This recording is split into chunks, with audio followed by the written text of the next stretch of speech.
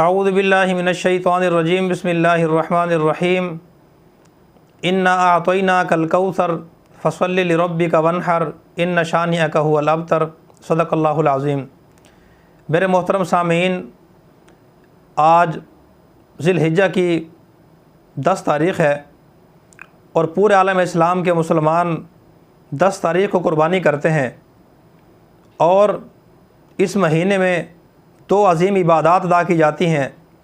एक का नाम कुर्बानी है और दूसरी इबादत का नाम हज है।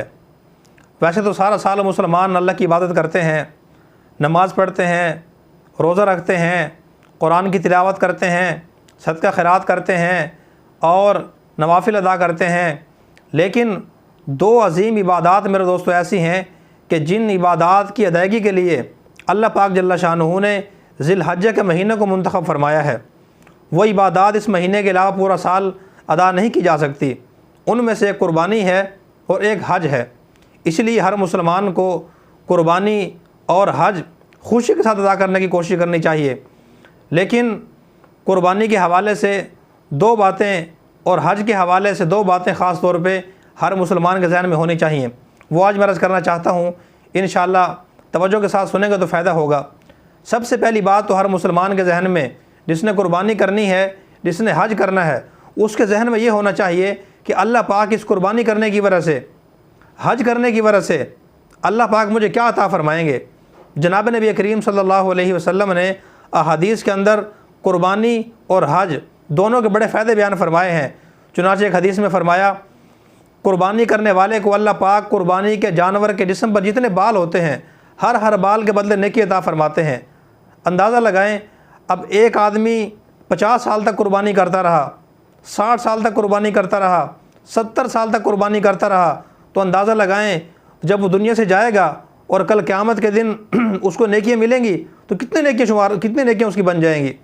कुर्बानी के जानवर के जिस्म पे कितने बाल होते हैं। एक इंसान के सर पे बाल होते हैं, वो भी इंसान शुमार नहीं कर सकता। हदीस में अल्लाह के नबी ने फरमाया, जो मुसलमान किसी यतीम के सर पे हाथ फेरता है, उस हाथ के नीचे जितने बाल आते हैं अल्लाह पाक उतने नेकियां अता फरमाते हैं। इंसान का सर तो छोटा होता है, उसके सर पे बाल भी कम होते हैं, लेकिन कुर्बानी का जानवर तो बहुत बड़ा होता है। उसकी जिस्म पे जितने बाल होंगे अल्लाह पाक उतने नेकियां अता फरमाएंगे।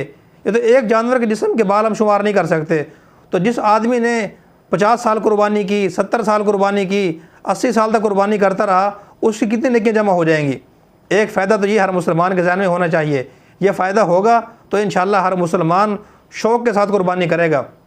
नंबर 2, अल्लाह के नबी ने फरमाया, कल क़यामत के दिन ये कुर्बानी के जानवर के खुरे वगैरह और उसके पाए वगैरह और ये इसके खाल वगैरह, यानी इसको भी अल्लाह पाक जल्ला शानुहु कल क़यामत के दिन इंसान के नाम अमाल में तोलेंगे, वज़न करेंगे।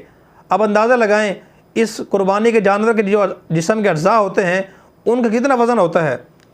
कल क़यामत के दिन जब 10 साल के जानवर, 20 साल के जानवर, किसी के 30 साल और 40 साल के जानवर जब नाम अमाल में इंसान के रखे जाएंगे तो कितना वज़न इंसान के अमाल का बढ़ जाएगा। तो इसलिए यह फ़ायदा हर मुसलमान के जहन में होना चाहिए। एक बात तो ये है। और दूसरी बात यह है कि कुर्बानी मेरे दोस्तों और भाइयों इंसान को अल्लाह की रज़ा के लिए करनी चाहिए। हज का सवाब भी जान में होना चाहिए। अल्लाह के नबी ने फरमाया, हज करने वाला जब सही तरीके से हज करता है, उसमें गुनाह नहीं करता, अल्लाह की नाफरमानी नहीं करता, वो हज करने के बाद घर ऐसे वापस लौटता है जैसा कि आज ही अपनी माँ के पेट से पैदा हुआ है। अल्लाह पाक उसके तमाम गुनाहों को माफ़ फरमा देते हैं। तो एक तो ये फजीलत और सवाब ज़हन में होना चाहिए। और दूसरी बात यह है कि इंसान को कुर्बानी और हज अल्लाह की रज़ा के लिए करना चाहिए। कुरान करीम में अल्लाह पाक जल्ला शानुहु ने जहाँ भी कुर्बानी का जिक्र फरमाया, वहाँ यही बात इरशाद फरमाई कि इंसान अल्लाह की रज़ा के लिए करे, दिखावा मकसूद ना हो। चुनांचे सूरह कौसर हर मुसलमान को याद है, हर मुसलमान को आती है।